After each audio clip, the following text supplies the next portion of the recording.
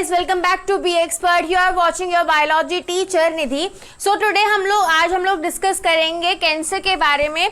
कल हम लोगों ने डिस्कस किया था एड्स के बारे में students. So next day by day मैं आप लोगों को कुछ बहुत सारे इंपॉर्टेंट टॉपिक्स जो मैं अपनी लास्ट वीडियो में बता चुकी हूँ उनके बारे में डिस्कशन करूंगी. मैं आपको बता दूंगी कि कैसे सिर्फ 15 मिनट की वीडियो देखने के बाद आप लोग +4 मार्क्स डेफिनेटली सिक्योर करोगे. यानी कि अगर आपके नीट के पेपर में कैंसर के ऊपर कोई भी क्वेश्चन आता है so you people are not going to lose that 4 marks. Okay students.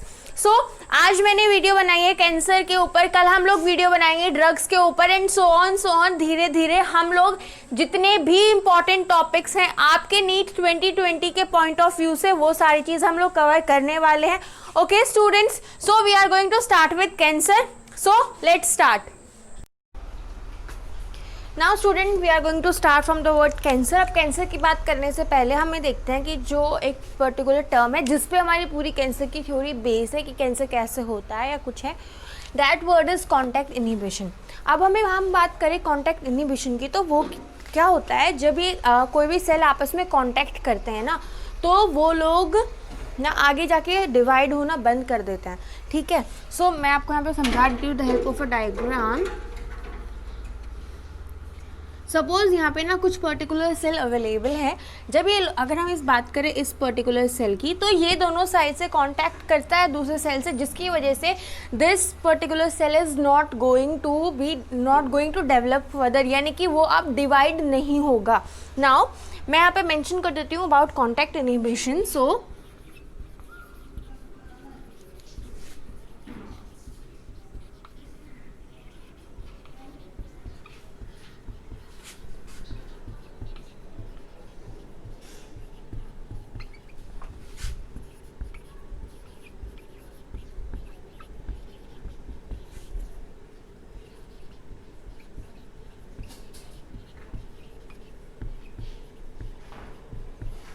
Okay. अब ये प्रॉपर्टी होती है कॉन्टैक्ट इनहिबिशन जो कि हमारे ना नॉर्मल सेल्स के पास प्रेजेंट होती है. अब एक और टर्म आती है जो कि मेन कॉज होती है हमारे कैंसर का, दैट इज मेटासिस. ठीक है. अब मेटासिस क्या होती है जब ये जो कॉन्टैक्ट इनहिबिशन वाली जो प्रॉपर्टी है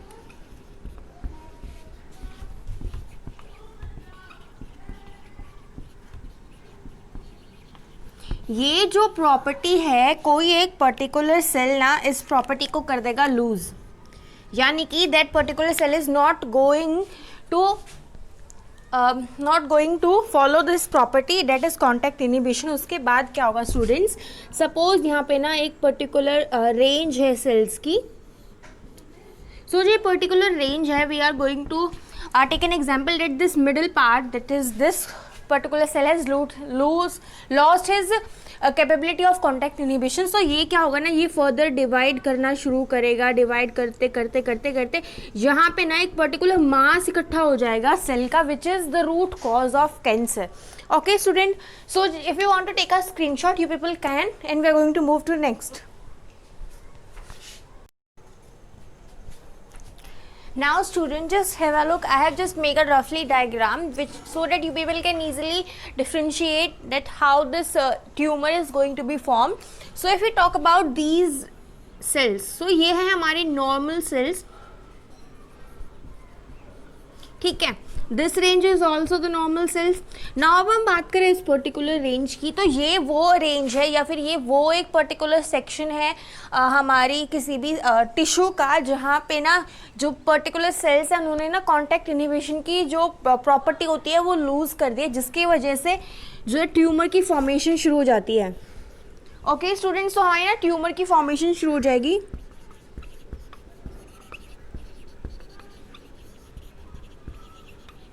So this particular stage is the starting of the tumor formation. Now if we talk about the second diagram, so here also these are the normal cells. These are the normal. Here you can see that the size of the tumor has increased.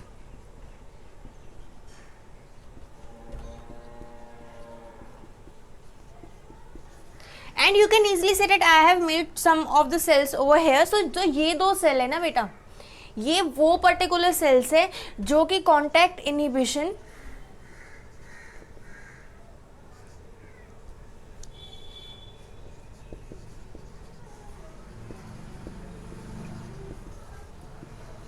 की property lose कर चुके हैं and they are the cancer cell.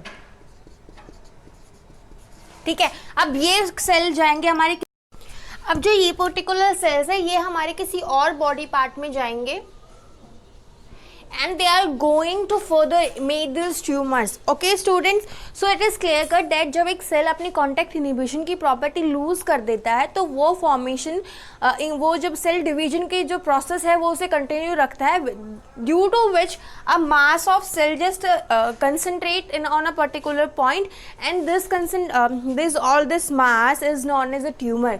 ठीक है, तो tumour होता है हमारा जो कैंसर है उसकी रूट कॉज, यानी कि जड़ होता है हमारे किसी भी इंसान को कैंसर होने की।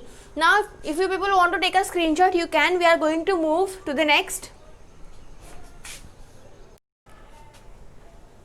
Now student, we are going to talk about the types of tumors. So here two types of tumors are available. First is benign and second is malignant. तो पहले मैं आपको बता देती हूँ that this malignant tumor is the true cancer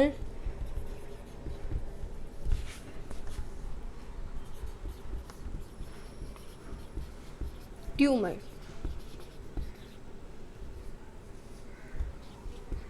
okay students, now हम बात करते हैं इस वाले ट्यूमर की। सो जो ये वाले जो ट्यूमर्स है ना एक पर्टिकुलर लोकेशन पे ही स्टिक रहते हैं, that they are not going to mobilise, यानी कि जो ट्यूमर सेल हैं वो एक ही जगह पे रहेंगे, उनके कुछ पर्टिकुलर सेल जाके दूसरे एरियाज में ना ट्यूमर कॉज नहीं करेंगे। So they are confined to a location, मतलब फिक्स है। अगर मान लो हमारे किसी भी एक पार्ट में अगर ये होने लग गया है ट्यूमर तो ये दोबारा दूसरे किसी पार्ट में नहीं जाएगा। Now second thing is that they cause little damage.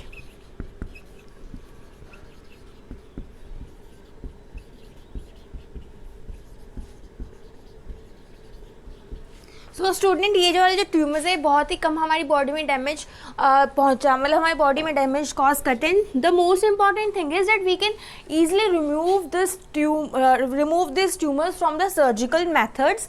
Okay student, मतलब कि जो ट्यूमर है इसे हम ईजिली सर्जिकल मैथड से रिमूव कर सकते हैं।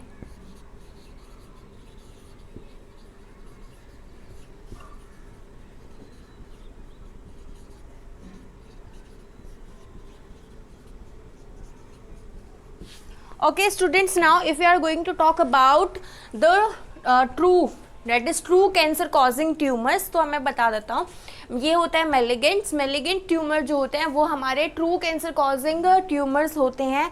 इसमें जो प्रॉपर्टी इनके पास एक स्पेशल प्रॉपर्टी होती है जो इस वाले ट्यूमर के पास नहीं होती, डैट इज ये ना एक पर्टिकुलर प्लेस पे जब ट्यूमर फॉर्मेशन हो जाती है तो उसके पर्टिकुलर कुछ सेल्स जो कि कॉन्टैक्ट इनिबिशन की प्रॉपर्टी नहीं रखते हैं वो हमारी ब्लड स्ट्रीम में मिलकर कहीं और जाकर और किसी और बॉडी पार्ट में जाके क्या मतलब ट्यूमर कॉज करते हैं, and this type of tumour is very dangerous. ठीक है, now I am going to write down all that points which I have told you, so just you people also have to write it down with me only. So first very point is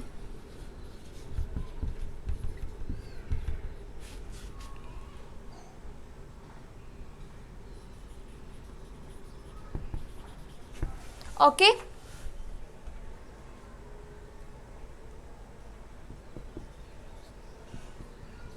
ये होता है भाई हमारे mass of पॉलीफरेटिंग sales. ठीक है, अब हम बात करते हैं, okay I have written a mistake और रॉन्ग स्पेलिंग। नाउ अब हम बात करते हैं ट्यूमर सेल है ना ये बहुत ईजिली जो है रैपिडली ग्रो करते हैं। सो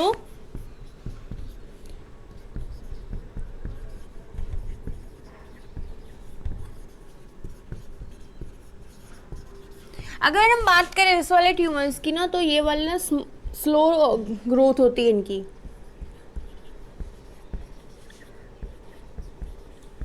नाउ दीज ट्यूमर्स, अब हमें ना एक पर्टिकुलर प्लेस से तो हम सर्जिकली मेथड से ना मेलिगेंट ट्यूमर को हटा देंगे, बट हमारी बॉडी में बहुत सारी ऐसी जगह पे होंगी जहाँ पे ना हमने मेलिगेंट ट्यूमर हमारी बॉडी में जो है वो हो चुका होगा। सो क्या होगा ना हमारा जो ये मेलिग्नेंट ट्यूमर है, ये हमारी बॉडी जो ये ट्यूमर वाले सेल हैं, हमारी बॉडी के मोस्टली सारे न्यूट्रिशंस को ना अपने इनटेक करना शुरू कर देंगे, ये अपनी पॉपुलेशन को इंक्रीज करेंगे बहुत हद तक। सो इस वाले मेलिग्नेंट ट्यूमर में ना हमारी बॉडी में न्यूट्रिशन डेफिशिएंसी भी हो जाती है। So people now students we have to talk about carcinogens. तो मैं आपको बता देती हूँ कार्किनोजेंस जो ये वर्ड है, ये इसका मतलब क्या होता है। These are the cancer causing agents, यानी कि ये वो पर्टिकुलर एजेंट्स है जो हमारी बॉडी में सेल को म्यूटेट कराते हैं, जिससे कि जो सेल है वो कॉन्टैक्ट इनिबिशन की प्रॉपर्टी लूज करके ट्यूमर फॉर्मेशन करता है।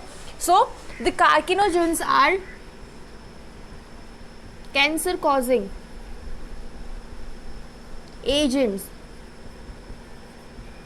Okay students, now this carcinogen is divided into 3 types, यानी कि हमने इन्हें 3 बेसिस पे जो है वो डिवाइड कर दिया। First is biological, physical and chemical.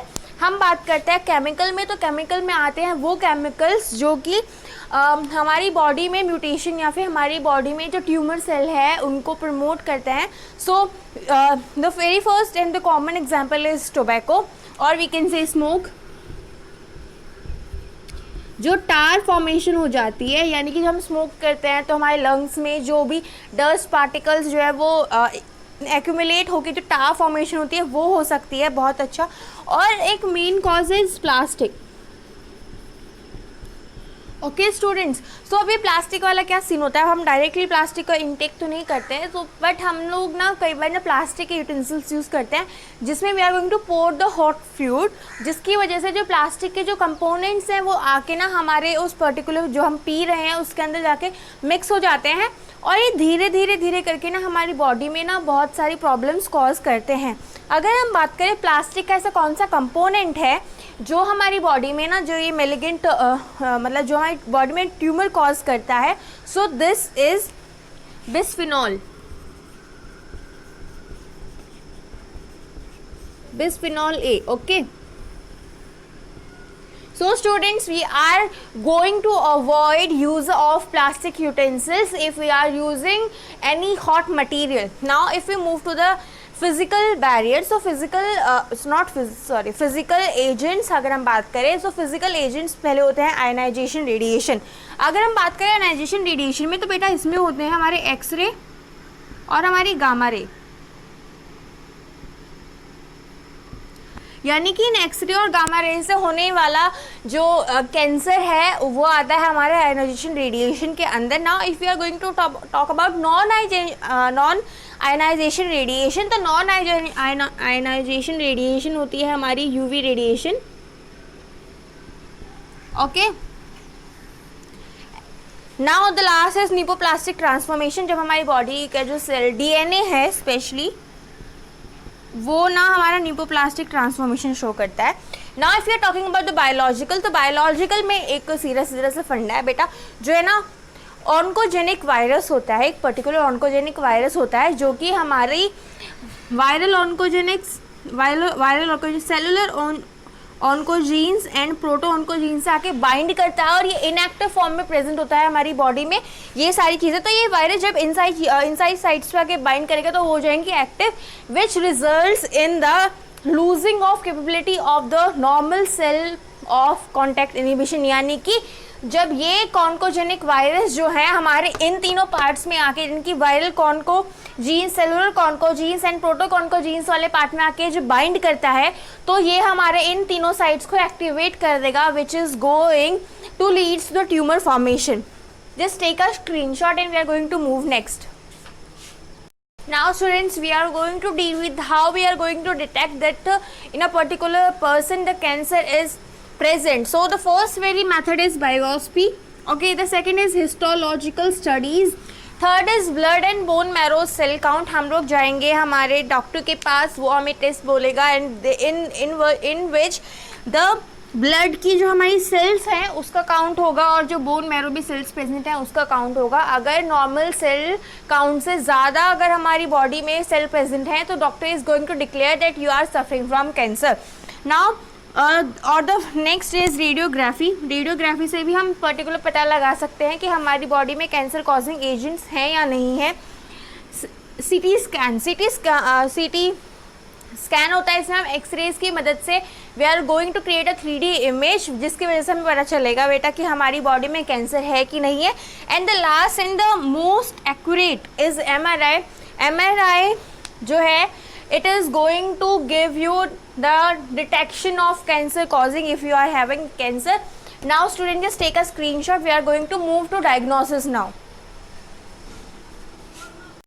Now students, we are going to deal with the treatment. Okay अब हम कैंसर का ट्रीटमेंट कैसे कर सकते हैं। सो कैंसर का treatment definitely the one of the method is surgery. After surgery it is radiotherapy. अब radiotherapy में क्या होता है, जो आयोडीन होता है 13 आयोडीन ना, उसको हम यूज़ करते हैं रेडियोथेरेपी में। And mostly it is used to give the treatment of thyroid cancer.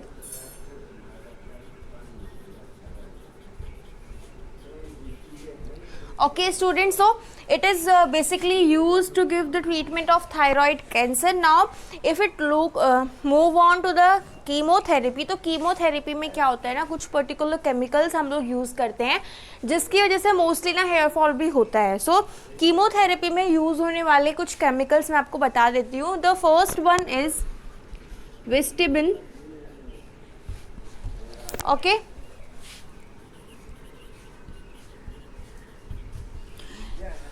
Now अब ये जो विंस्टिबिन है हम इसे यूज़ करते हैं, ठीक है। अब एक विंस्टिबिन का ही हमारा दूसरा भाई है जिसे हम बोलते हैं विनक्रिस्टिन, ठीक है बेटा। अब ये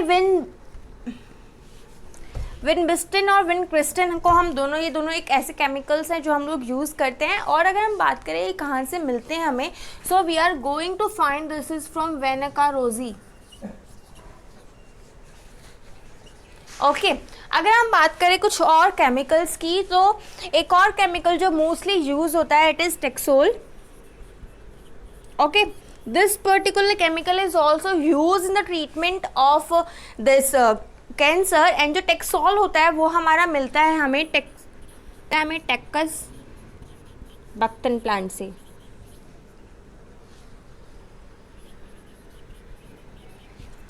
okay students, now if you move to the immunotherapy. अब इम्यूनोथेरेपी में क्या होता है, हम लोग ट्रांसफ़र करते हैं इंटरफेरॉन्स, हम लोग यूज़ करते हैं इंटरफेरॉन्स को। वो लोग ना आगे जाके जो हमारे कैंसर कॉजिंग सेल्स है उनको जाके किल करते हैं। ओके, यानी कि जो इम्यूनोथेरेपी है उसमें हम लोग ना इंटरफेरॉन्स यूज़ करते हैं which is going to kill the cancer cells. So student, here we have end the portion of cancer. I hope that you people can easily correlate with my explanation. मैंने आपको बहुत ही easy language में समझाया है and I can guarantee you +4 marks. यानी कि अगर आपके नीट के एग्जाम में जो कैंसर से क्वेश्चन आता है तो definitely you are going to mark the correct option so that you can get easily +4 marks. So student, I just want you people to just take this screenshot. मैं 1 minute के लिए side हो जाती हूँ। So आप लोगों ने screenshot ले लिया है। Now I just want you people that if you people like the way of my explanation, if you people enjoy my teaching style, so please students don't forget to like, share, subscribe to our YouTube channel Be Expert and press the bell notification icon so that you can easily notify whenever I am going to upload my next video. Okay students, up till then, thank you.